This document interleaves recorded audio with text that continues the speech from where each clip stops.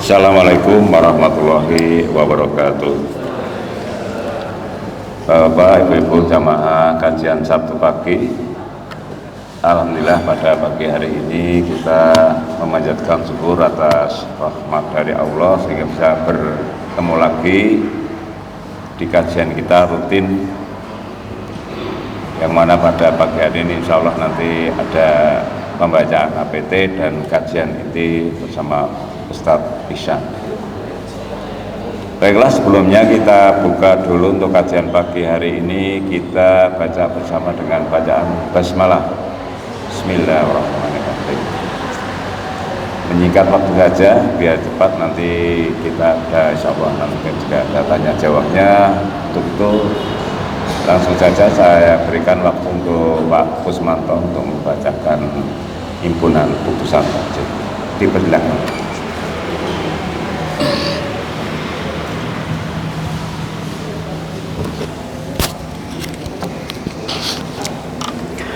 Assalamualaikum warahmatullahi wabarakatuh. Alhamdulillahirabbil alamin. Assalatu wassalamu ala asyrafil anbiya'i wal mursalin nabiyina Muhammadin wa ala alihi wa ashabihi ajma'in, amma ba'd. Bapak, Ibu-ibu jamaah rahimakumullah, kita lanjutkan bahasan kita atau pembacaan putusan tarjih sampai dengan sujud kedua ya. Setelah duduk di antara dua sujud dengan cara duduk iftirash, maka selanjutnya sujud untuk kedua kali sebagaimana saat sujud pertama. Nah, ini disebutkan dalam putusan tarjih kitab sholat nomor 28-29 ya. Summasjud mukabbiron lisajdati saniyati musabbihan fiha kal ula summarfa ra'saka mukabbiron waq'ud yasiron summan had liqiyamil lirraq'ati saniyati mu'tamidan alal ard. Lalu sujudlah kedua kalinya dengan bertakbir dan membaca tasbih, bacaan sujudnya seperti dalam sujud yang pertama.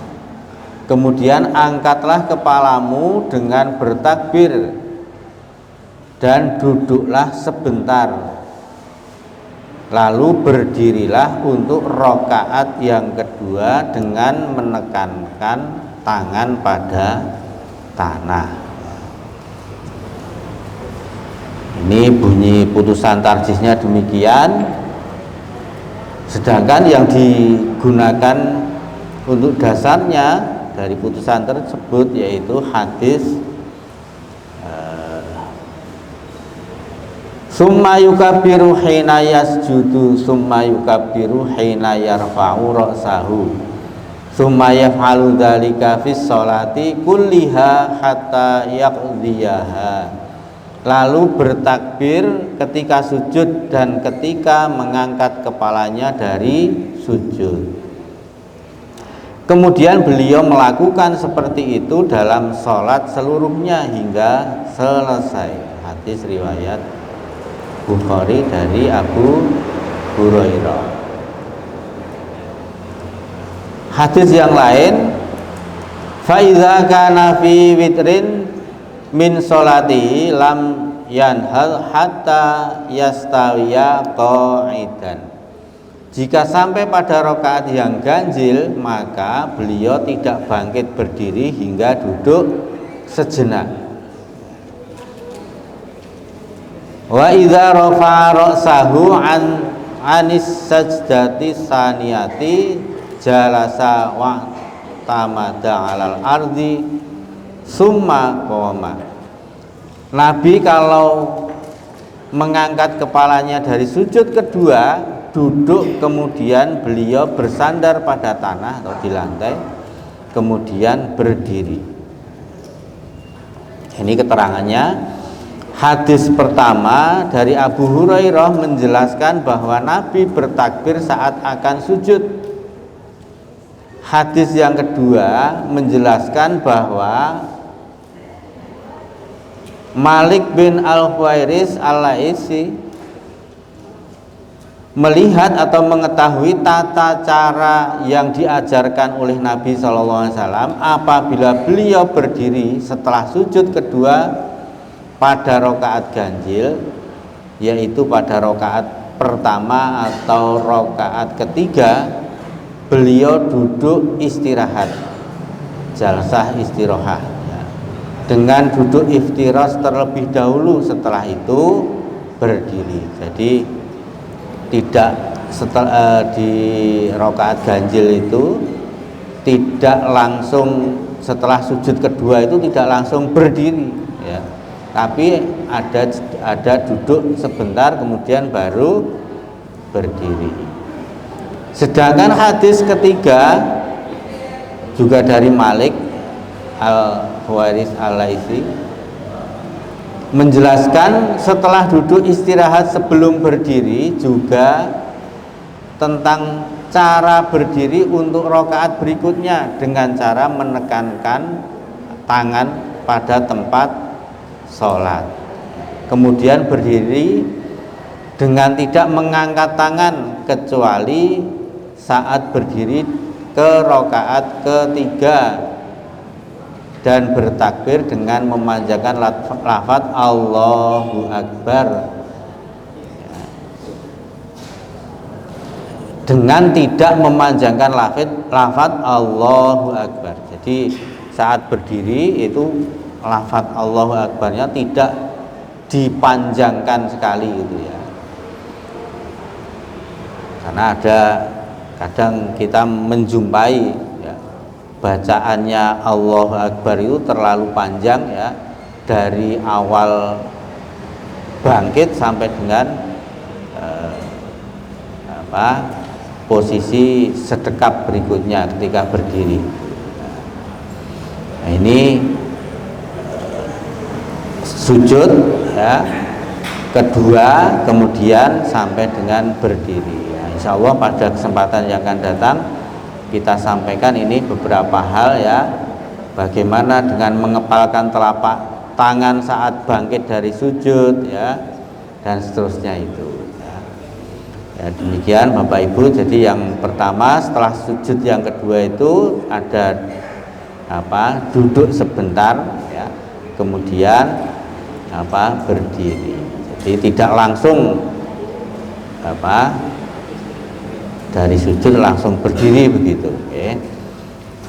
Dan bacaan lafaz atau lafaz Allahu Akbarnya tidak dipanjangkan. Makaten mugi wonten manfaatipun. Insyaallah kita lanjutkan pada kesempatan yang akan datang. Assalamualaikum warahmatullahi wabarakatuh. Bismillahirrahmanirrahim. Uhayyikum bitahiyyatil Islam, tahiyatan min indillahi mubarakatan thayyibah.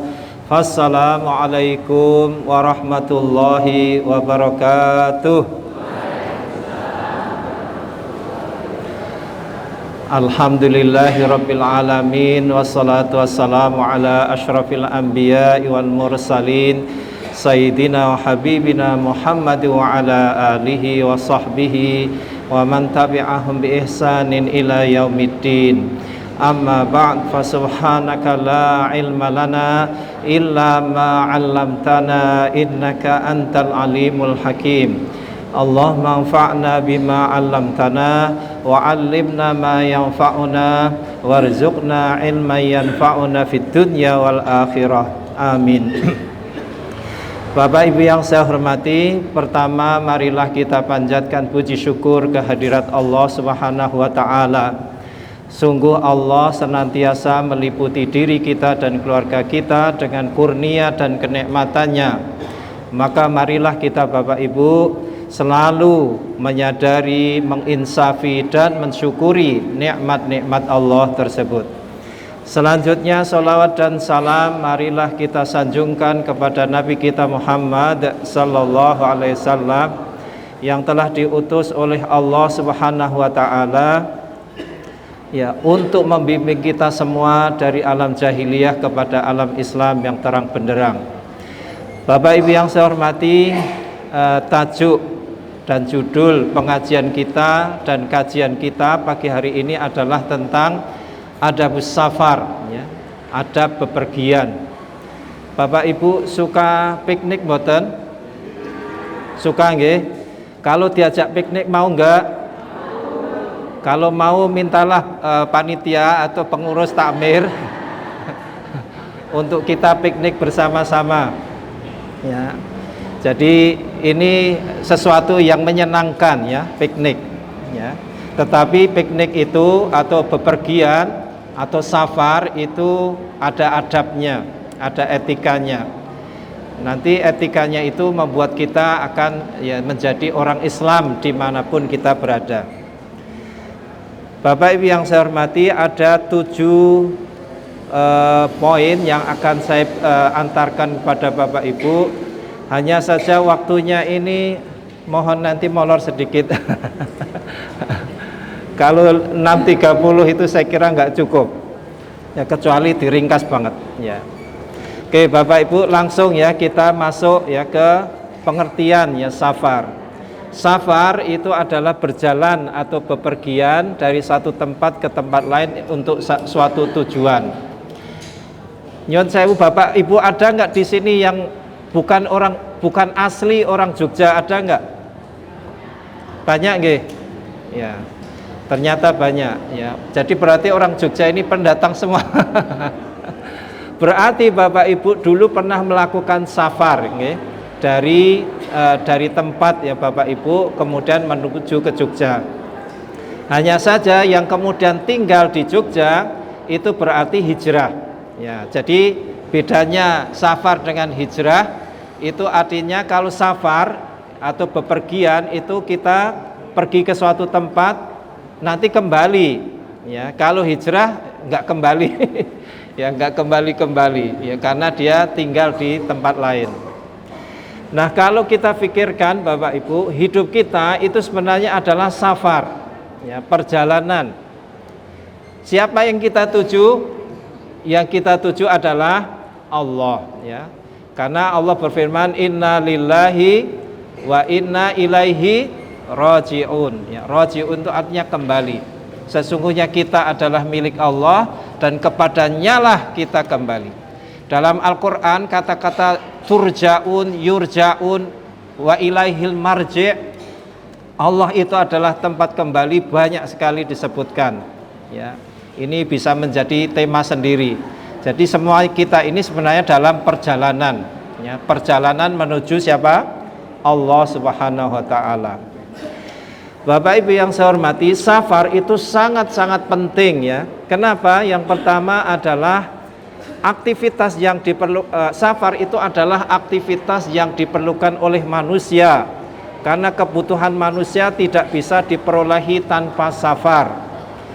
Ya, kenapa kok begitu? Karena kebutuhan manusia itu tidak hanya ada di suatu tempat, tapi di tempat-tempat lain.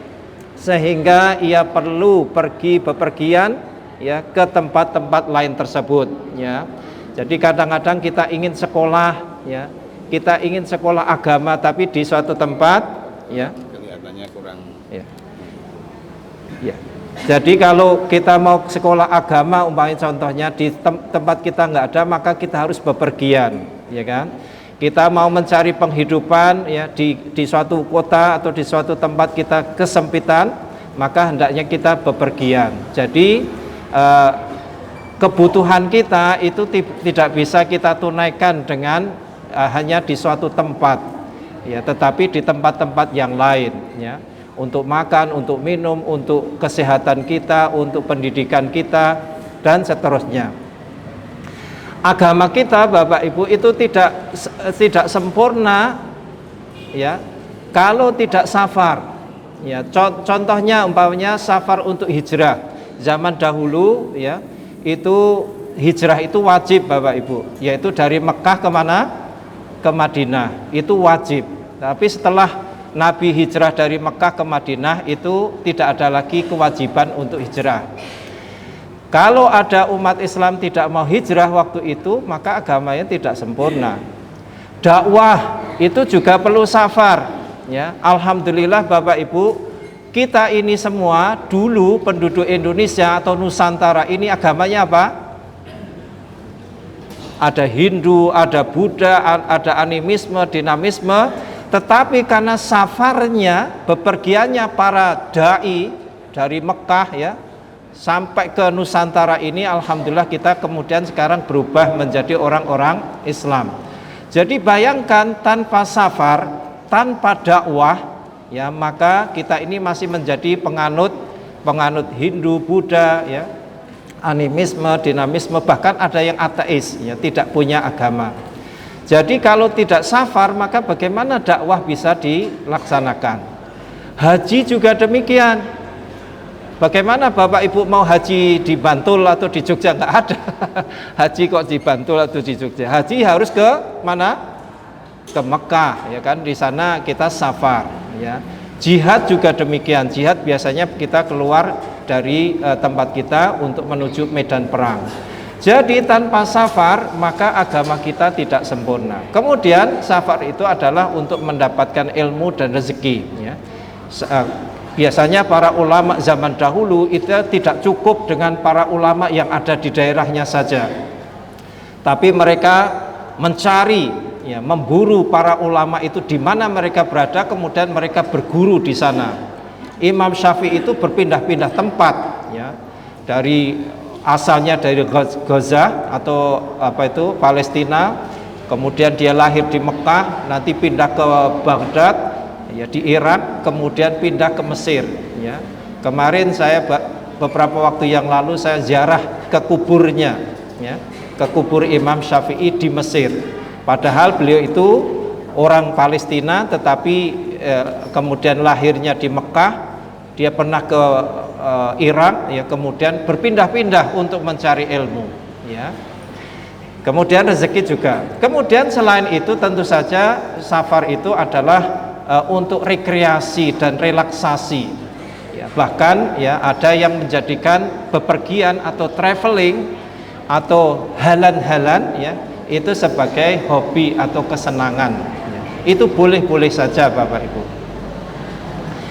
Manfaat safar itu menurut para ulama itu sedikitnya ada 5, ya. Tagharrab 'anil autani fi talabil ula, wasafir fa fil asfari khamsu fawaid. Tafarruju kurabin waqtisabu ma'isyatin wa ilmin wa adabin wa suhbatu majidin. Tinggalkan negeri untuk mencari kemuliaan dan berpergianlah karena di dalam bepergian itu ada 5 faedah. 1, melapangkan kesusahan. Jadi Bapak Ibu kalau sedang sempit, ya, pikirannya sedang susah, ya, sedang mengalami penderitaan, ya, kita boleh relaksasi, ya, rekreasi, piknik, ya, untuk supaya tidak mumet terus tiap hari, ya, menghadapi anak-anak, menghadapi suami yang rewel dan seterusnya, minta piknik, ya, untuk melapangkan kesusahan. Kemudian untuk mencari penghidupan, rezeki.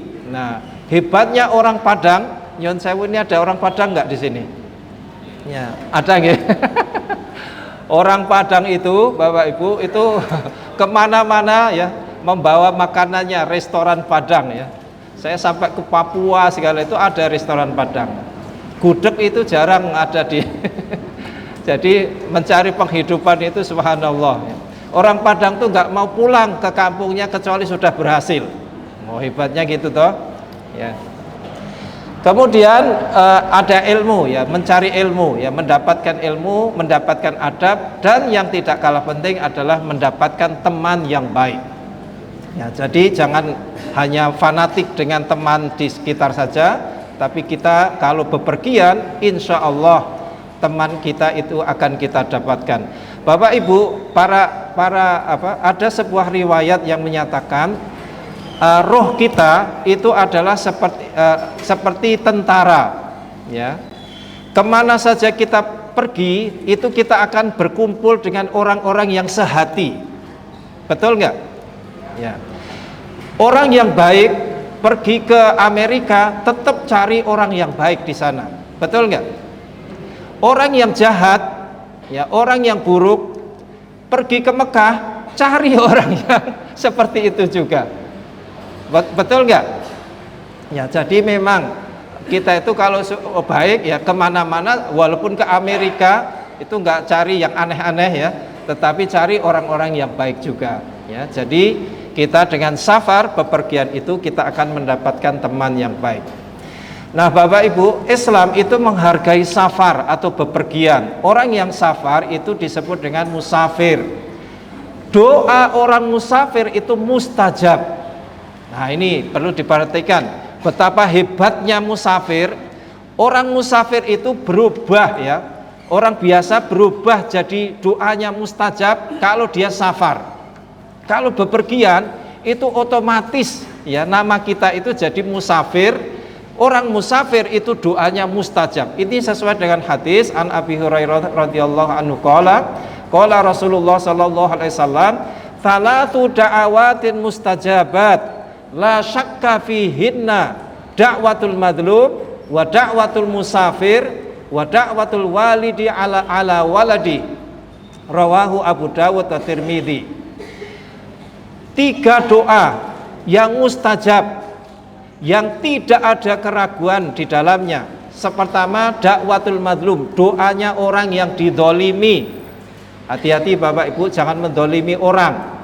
Ya, kalau kita mendolimi orang, doanya ya itu langsung jadi mustajab. Apalagi doanya untuk kita yang mendolimi. Wah, itu bahaya banget. Maka jangan pernah mendolimi orang. Yang kedua, dakwatul musafir, doanya musafir. Nah, nih. Jadi kalau Bapak Ibu ingin doanya mustajab, bepergianlah. Karena dengan bepergian itu langsung masuk ke dalam golongan ini. Ya, kita itu doa kita mustajab. Dan yang ketiga, dakwatul walid ala waladihi, doanya orang tua untuk anaknya. Jadi kalau Bapak Ibu punya anak-anak, mendoakan yang baik-baik untuk anak-anak itu mustajab. Kalau ingin lebih mustajab lagi, bepergianlah. Ketika bepergian mendoakan anaknya, itu sudah 2 kali mustajab kan? Karena kita pertama ayahnya atau ibunya, yang kedua kita sedang bepergian. Nah, ini sudah masuk dalam ini. Apalagi kalau yang ketiga kita sedang didolimi, wah itu mustajabnya sampai 3 kali. Ya, nah ini. Jadi hebatnya musafir, betapa berharganya safar, itu doanya itu mustajab. Yang bukti lain Bapak Ibu, Nabi itu subhanallah, Nabi itu minta doa, minta didoakan Umar bin Khattab ketika beliau ingin safar untuk umroh. Kita tahu Nabi itu kalau berdoa sendiri itu mustajab enggak? Mustajab, enggak perlu minta doa umatnya, minta doa sahabatnya. Tapi pernah ketika suatu ketika Umar itu minta izin kepada Nabi, "Ya Rasulullah, saya minta izin, saya mau umroh." Maka apa sabda Nabi? "La tansana bidu'aika ya ukhayya." Jangan lupakan kami dalam doamu wahai saudaraku. Bayangkan Umar mendengar kata-kata itu senangnya bukan main. Ya Allah, Nabi minta doa pada saya. Karena Nabi tahu doanya musafir itu mustajab, maka beliau minta doa. Ya. Jadi ini bayangkan Nabi itu minta doa. Padahal biasanya kita minta doa kepada Nabi.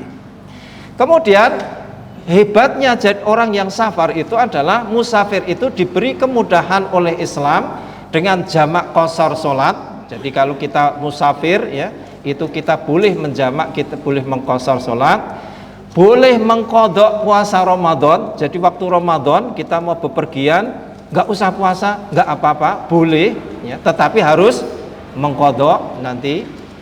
Kemudian kalau kita menjadi ibnu sabil, kita bepergian ya, kita terputus dari harta kita, kita tidak bisa mengakses harta kita.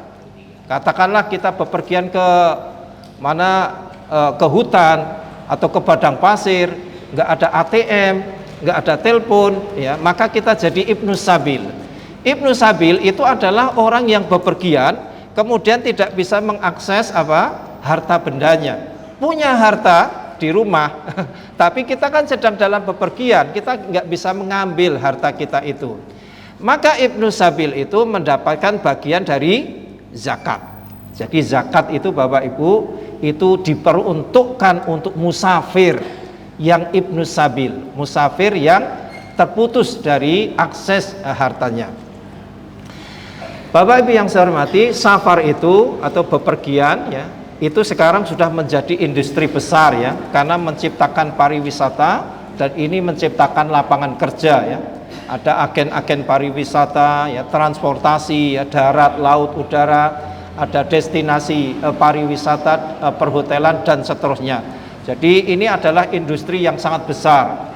Apalagi tempat pikniknya di Indonesia ini terlampau banyak.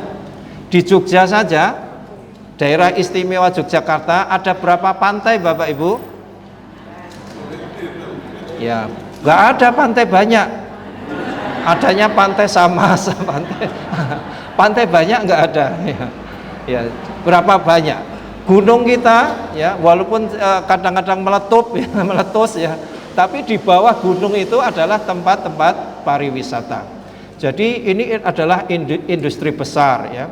Sebenarnya ya kita itu mempunyai sumber daya alam yang sangat hebat ya, dibandingkan negara-negara kecil ya, seperti Brunei, seperti Singapura, Malaysia, itu kecil banget ya. Kita kemana saja ada tempat-tempat destinasi pariwisata.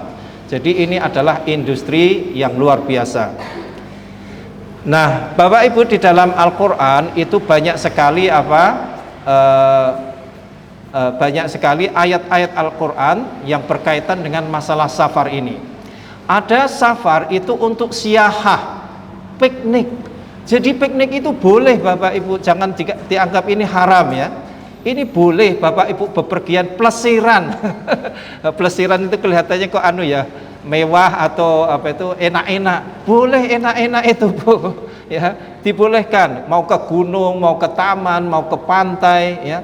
Mau kemana-mana boleh ya. Asal jangan ke Sarkem. Ke Moro Seneng ya, ke Gang Doli. Gang Doli masih enggak nih? Ya. Jadi Bapak yang saya hormati, Allah berfirman, "Huwallazi ja'ala lakumul arda dalulan famshu fi manakibiha wa kulu mir rizqihi wa ilaihin nusyur." Dialah yang menjadikan bumi itu untuk kamu yang mudah dijelajahi.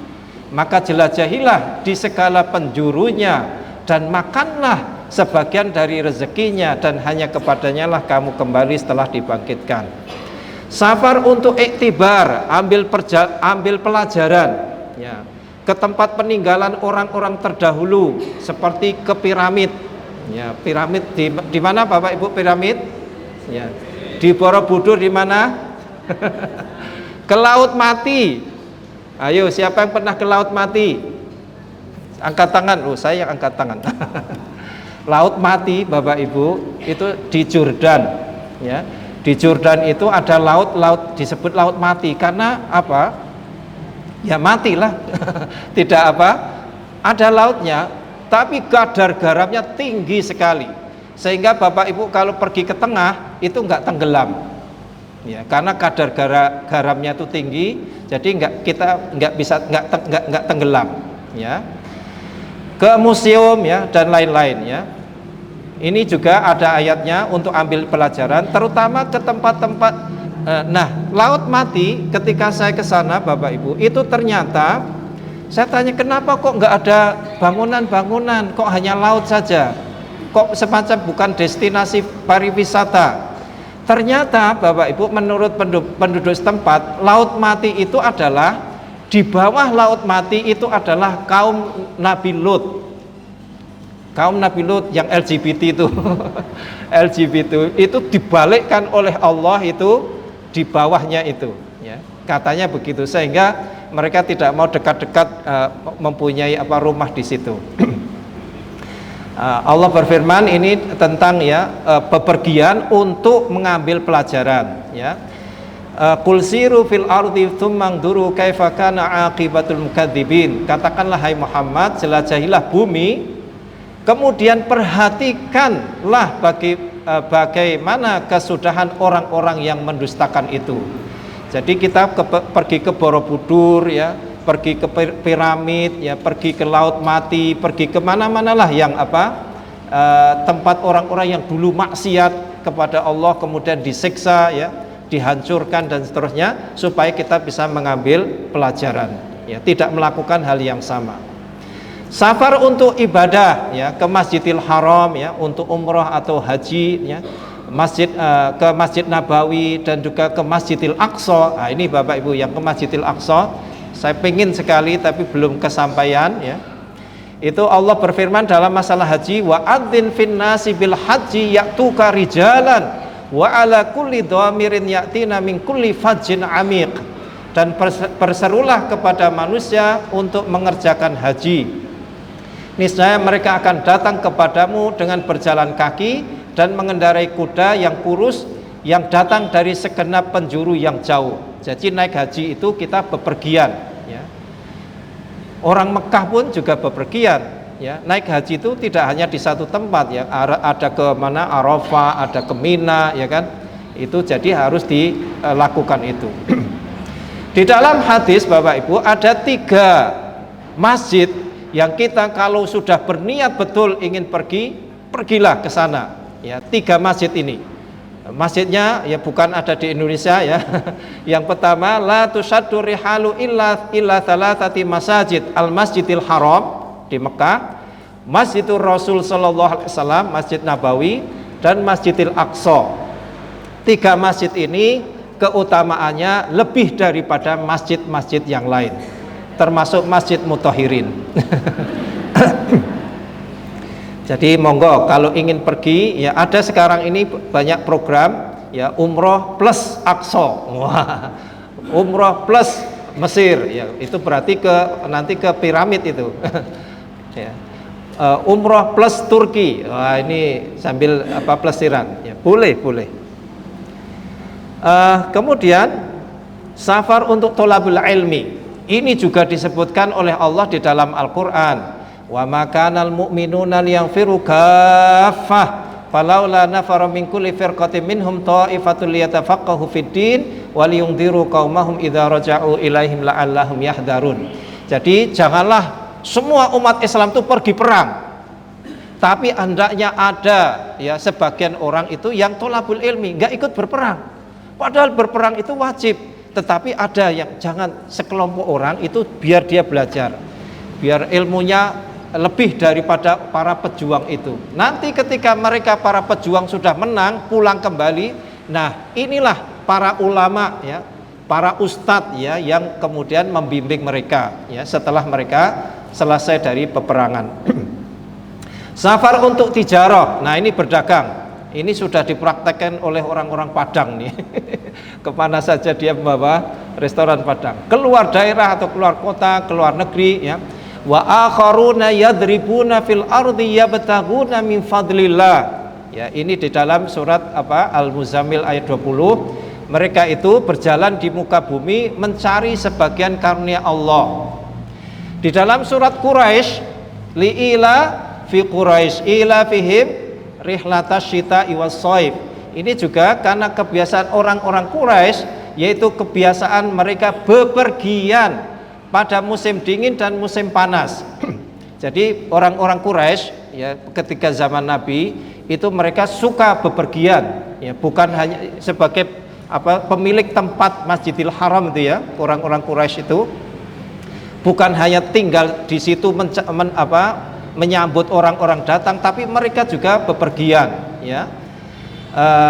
Ke Syita ya, pada waktu musim dingin itu biasanya mereka ke Syam. Sekarang Syam itu seperti di mana Syria dan seterusnya. Kemudian Shaif ya, Shaif itu ke Yaman ya. Jadi ada musim dingin, ada musim panas, itu mereka bepergiannya begitu. Artinya bepergian itu sudah menjadi kebiasaan mereka.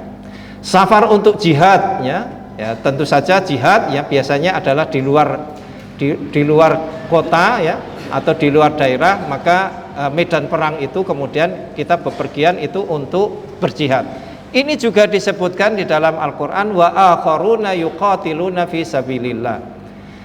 Kemudian safar untuk tujuan lain ya, seperti bekerja, berobat, menikah, berjudi dan lain-lainnya. Intinya safar itu bisa dibagi menjadi dua, safar yang terpuji dan safar yang tercela. Jadi bepergian kita itu Bapak Ibu itu tergantung kepada pertama niatnya, niat safar itu apa.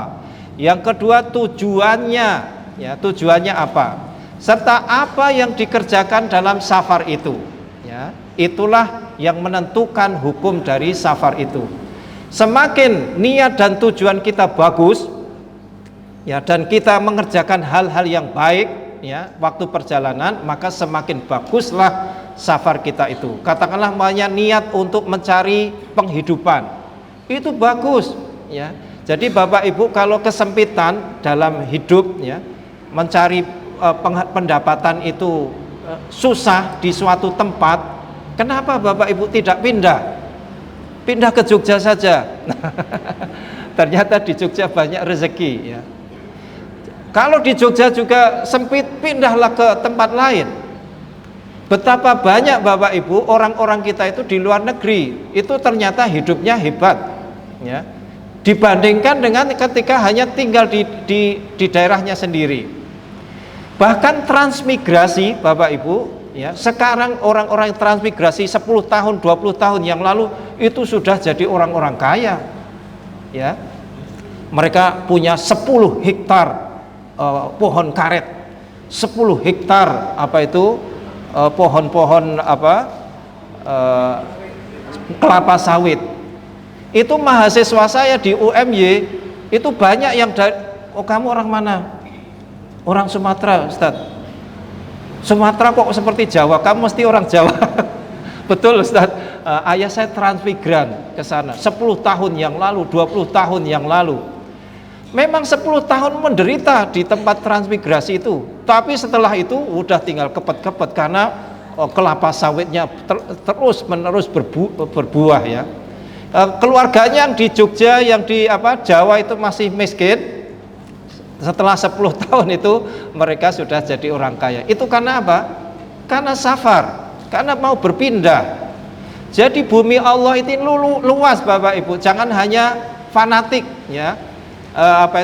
Di sini hebat, sini sudah enak. Itu namanya kita berada pada zona nyaman. Zona nyaman itu bahaya. Halo Bapak Ibu, ngertos zona nyaman? Zona yang nyaman itu zona di mana tempat yang kita merasa udah nyaman. Oh, pokoknya inilah hidup matiku di sini. Padahal di tempat lain itu ada yang lebih enak sekali, ya. Ya, kita tahunya hanya satu tempat, ya, makanya kita suka ini. Memang orang Jawa itu sukanya memang kumpul. Mangan orang mangan kumpul.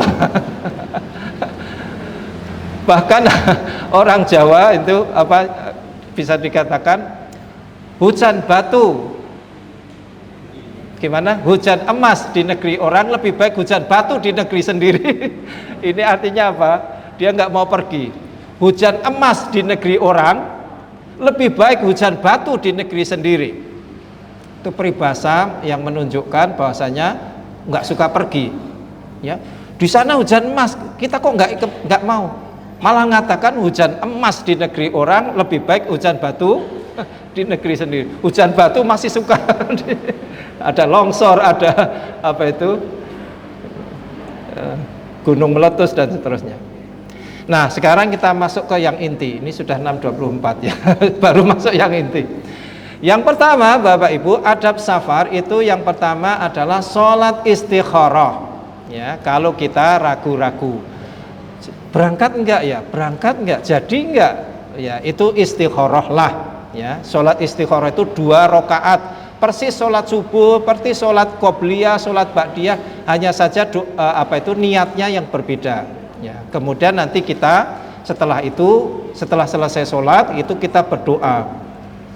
Ya Allah, ya kalau bisa bahasa Arab ya alhamdulillah, kalau nggak bisa ya pakai bahasa Indonesia lah. Ya Allah, saya pergi nggak nging boten nggih.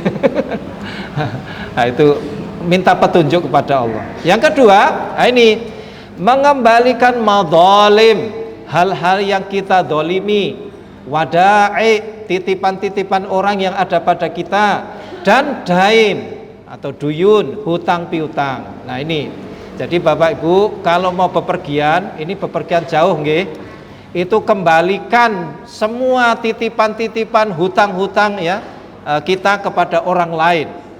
Kembalikan. Kenapa? Dikhawatirkan kita itu tidak kembali.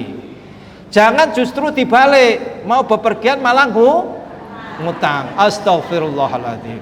Ya. Naik haji juga seperti itu Bapak Ibu. Apalagi umroh yang sunat, ya. Naik haji itu biasanya Bapak Ibu, nasihat saya adalah kembalikan dulu utang-utang. Malah ini naik haji dengan utang. Astagfirullah.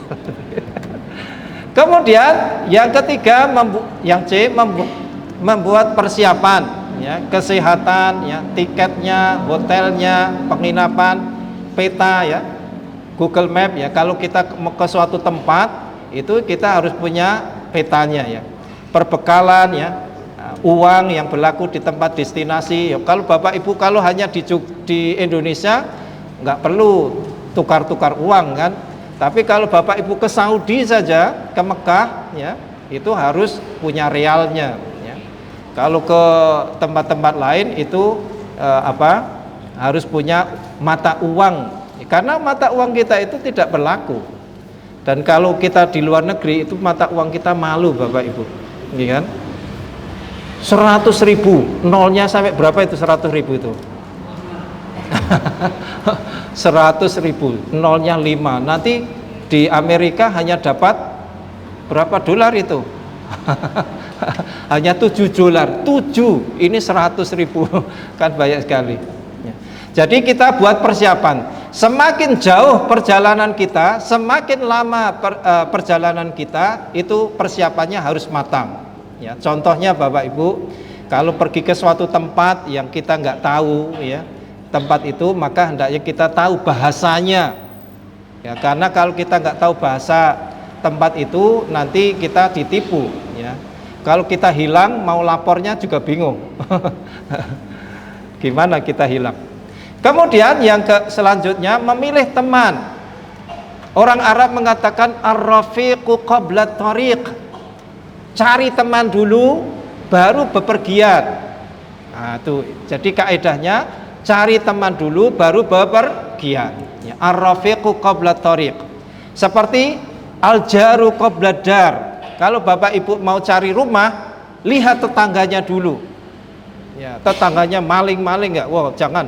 Walaupun ada rumah murah, kalau tetangganya kayak gitu, jangan beli rumah itu.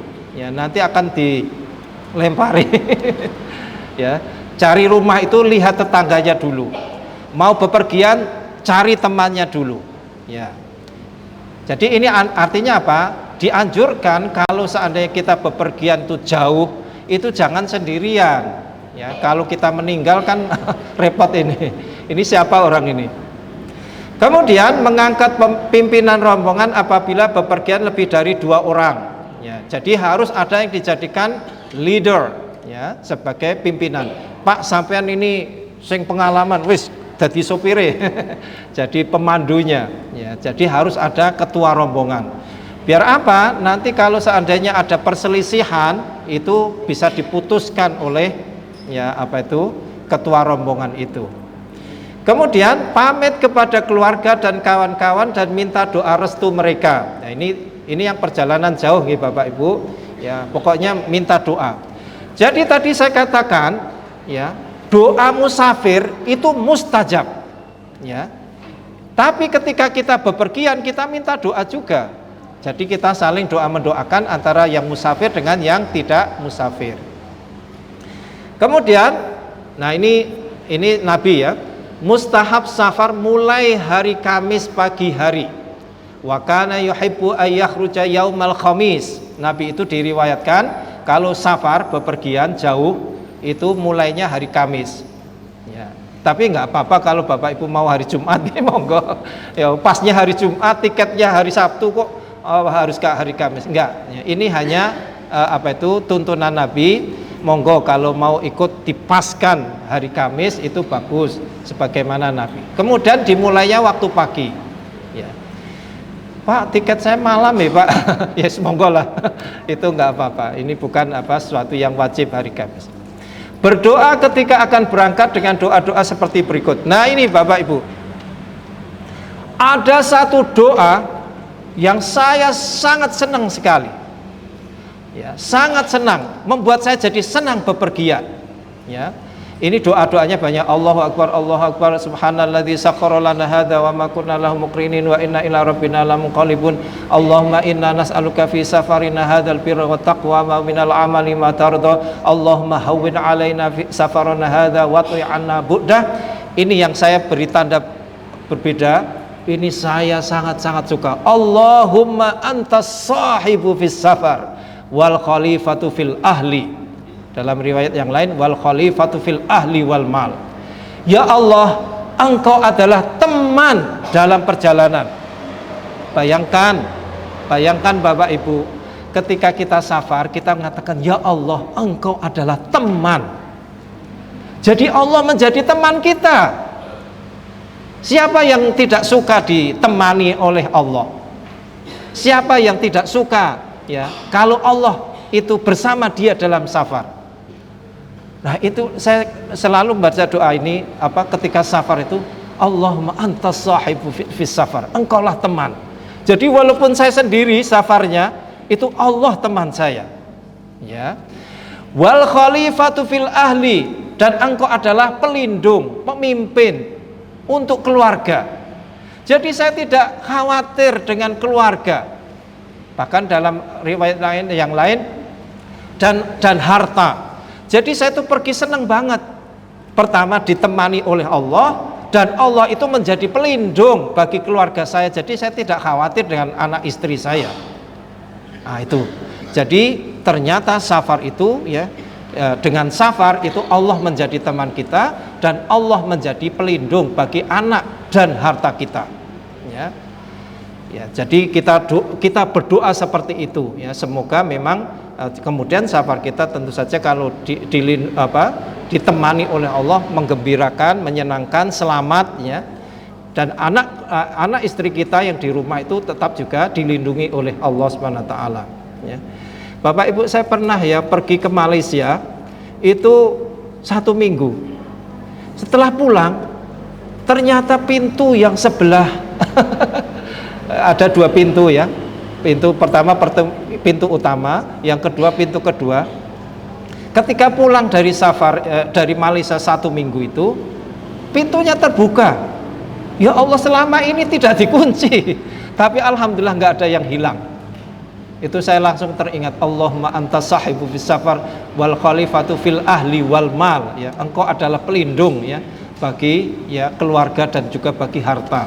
Jadi bayangkan 1 minggu lupa dikunci, tapi alhamdulillah selamat. Itu mungkin karena doa-doa kita ya. Jadi Allah akan melindungi. Dan sebenarnya banyak sekali Bapak Ibu doa-doa ketika kita safar. Tapi ini ya bisa dihafalkan ya. Ya. Mungkin Bapak Ibu sudah hafal nggih? Coba kita tirukan yang terutama yang saya beri garis ini, Allahumma antas sahibu fis safar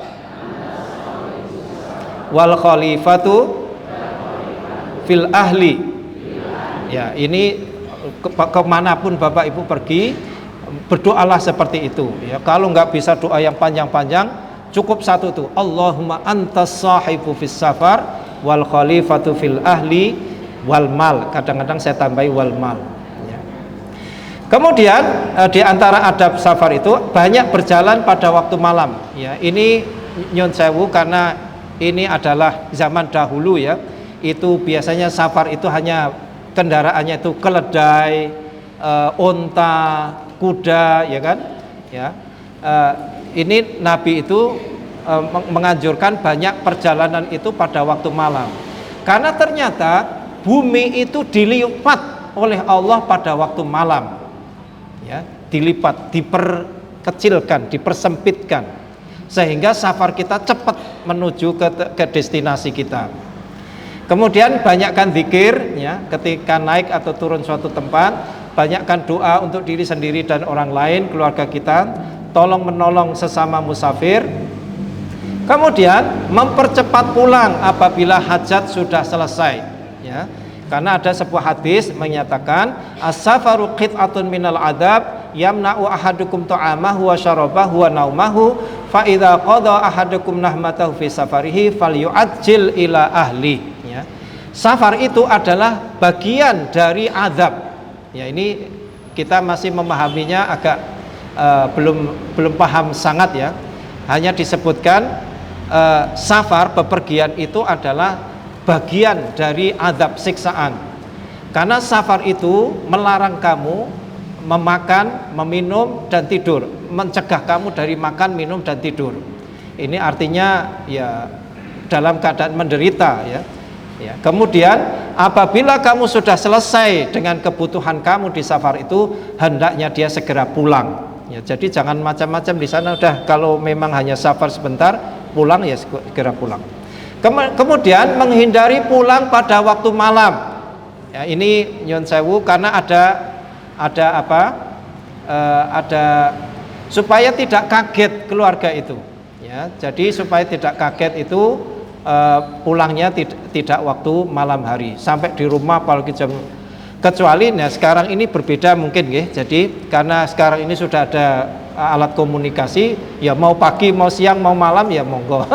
Artinya tidak mesti seperti itu. Kemudian safar ketika pulang menuju masjid dan sholat di dalamnya 2 rakaat sebelum menuju ke rumah. Nah, itu jadi sebelum masuk rumah itu kita ke masjid ya, ke masjid dahulu untuk sholat 2 rakaat. Demikian Bapak Ibu yang dapat saya sampaikan ya, semoga ada manfaatnya. Selanjutnya saya buka ya sesi untuk mungkin tanya jawab. Ada yang ingin bertanya khususnya ya berkaitan dengan masalah safar ini. Yang mau bertanya mau Bapak Ibu. Oh,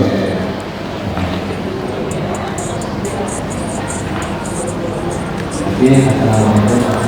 Waalaikumsalam. Saya Aziz Pak. Oke. Saya dulu besar lahir di Jogja.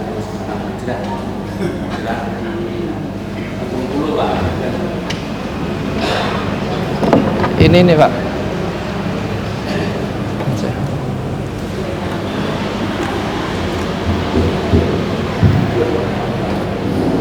Nah, kebetulan di Bengkulu dan kebetulan sekarang saya lagi karena ada keperluan di Jogja mungkin 2-3 hari. Nah, jadi pertanyaan kan, apakah saya di Jogja ini tergolong sebagai seorang musafir sedang safar atau ya kita pulang ke rumah saja? Terima kasih. Sampean asal Bengkulu. Asal Jogja. Ya. Asal Jogja. Ya, sekarang sudah di Bengkulu. Oke, terus Sekarang saya lagi di sini lagi pulang 2 hari 3 hari. oke. Oke, Anda musafir boleh karena Anda sudah jadi penduduk. Jadi Bapak ini asalnya Jogja, terus hijrah ke Bengkulu. Artinya sudah jadi penduduk tetap di sana di Bengkulu gitu. Kemudian dia ke sini 2-3 hari berkunjung kepada keluarga karena masih ada keluarga di sini kan, keluarga besar mungkin. Itu dia musafir. Jadi kalau mau jamak monggo. Tapi yang jelas tadi doanya Bapak ini mustajab. Nah, minta doa pada beliau. Karena safar. Ya memang betul itu safar karena dia nanti akan kembalinya ke Bengkulu. Kecuali sudah nggak kembali ya langsung di sini. Monggo yang lain. Ibu-ibu, kapan pikniknya? Ngajak-ngajak kita.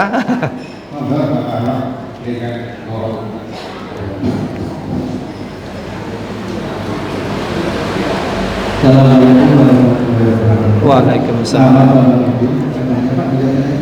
Batasan safar itu berapa dulu? Nggih. Terima kasih. Assalamualaikum. Bahasan safar.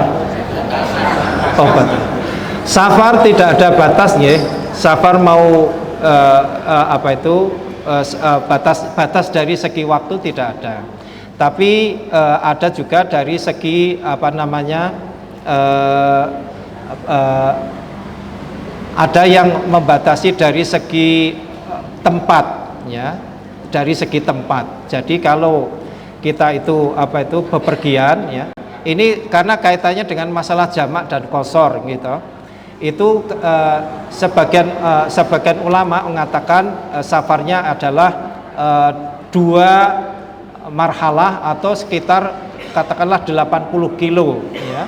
Ada yang membatasi demikian. Jadi kalau kita sudah berjalan lebih dari 80 kilo atau 80 kilo lebih, itu sudah dikatakan safar, ya, sehingga kita boleh menjamak dan boleh mengqashar, ya, sholat kita, ya. Tapi ada juga sebagian ulama, terutama di majelis tarjih kemarin kita membahas, itu bukan dibatasi dengan waktu bepergian, bukan dengan tempat bepergian, bukan dengan jarak, tetapi dibatasi dengan daerah. Kalau kita keluar dari daerah kita, maka itu sudah disebut dengan safar, ya. Jadi safar itu kalau yang saya pahami dari majelis tarjih itu adalah kalau kita sudah keluar daerah itu kita sudah safar. Berarti kalau kita ke Magelang, ya kan dekat, itu sudah safar. Magelang bukan daerah kita, ya, bukan daerah kita. Ya, jadi kita boleh nanti mengqashar sholat hanya mau pergi ke Magelang. Ya. Padahal sekarang Magelang itu kalau naik bis atau naik mobil paling hanya 1 jam sampai 1-2 jam, ya, sampai 2 jam. Tetapi karena itu sudah keluar dari daerah kita, maka itu boleh kita menjamak, ya, atau mengqashar, ya, sholat kita. Okay. Jadi ada istilahnya kriteria yang membolehkan kita untuk menjamak dan mengqashar sholat itu, yaitu apabila safarnya itu adalah, ada yang mengatakan tadi harus 80 kilo, ya, dan seterusnya. Ada juga yang mengatakan bahwasanya itu tidak berkaitan dengan itu, tetapi dengan masalah tempat atau daerah. Karena kalau kita perhatikan ketika Nabi itu haji, ya, beliau itu menjamak dan mengqashar waktu di Mina. Mekah dengan Mina itu kan dekat sekali, ya. Mekah dengan Mina paling 15 kilo, ya. Itu dekat sekali, tetapi itu dijamak atau diqashar sholatnya. Ke Arafah juga di sana menjamak dan mengqashar. Jadi artinya jarak yang sangat dekat. Berarti bukan jaraknya, tetapi daerahnya. Jadi mungkin daerah lain itu sudah membolehkan kita untuk menjamak atau mengqashar, dan itu disebut dengan safar. Begitu. Monggo yang terakhir mungkin. Mungkin dari ibu, monggo kan. Ini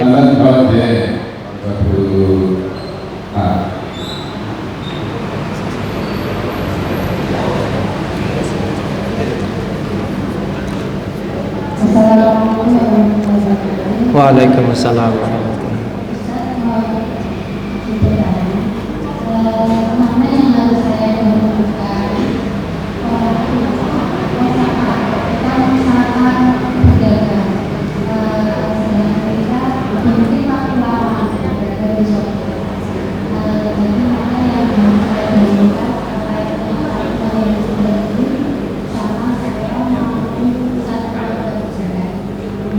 ya, saya punya orang utur, dan saya mau apa tadi? Berdagang. Kehidupan saya itu lebih, saya ingin melihat kehidupan yang lebih baik di apa yang harus saya lakukan. Matur nuwun. Kalau ini bisa disiasati begini, Bu. Kalau memang tidak ada orang yang bisa merawat orang tua, maka ibu tidak boleh safar itu. Cukup di sini saja, karena harus menjaga merawat orang tua, gitu. Ya, nanti kalau ibu meninggalkan beliau, ya, tidak ada yang merawat, maka bahaya kan ya, orang tua. Tapi ya ini tapi kalau seandainya ya ibu punya orang yang bisa dipercaya, bisa menjaga, bisa merawat orang tua ibu, maka boleh ya bepergian gitu. Ya, tapi tentu saja sekarang ini alhamdulillah lebih mudah nih, karena ada alat komunikasi gitu. Apa-apa bisa, bahkan bisa kita lihat ya, zaman dulu kan nggak ada seperti itu kan. Sekarang bisa ada telepon ya, kita video call ya kan, bagaimana kabar orang tua dan seterusnya. Jadi monggo Bapak Ibu ya. Jadi kalau mau bepergian ada yang menjaga, yang merawat ya, bisa dipercaya ya. Insya Allah orang tua kita tidak terlantar, maka boleh ya pergi kemana yang Ibu rasa itu perlu begitu. Okay. Demikian Bapak Ibu yang saya hormati, monggo nanti dipraktekkan. Bukan dipraktekkan bepergiannya, dipraktekkan adabnya. Tapi kan adab ini nggak dipraktekkan, nggak bisa dipraktekkan kalau nggak bepergian gitu. Ya mungkin monggo bepergian dan dipraktekkan adabnya. Demikian, semoga ada manfaatnya. Aqulu qauli hadza wa astaghfirullahal azim li wa lakum. Wassalamualaikum warahmatullahi wabarakatuh.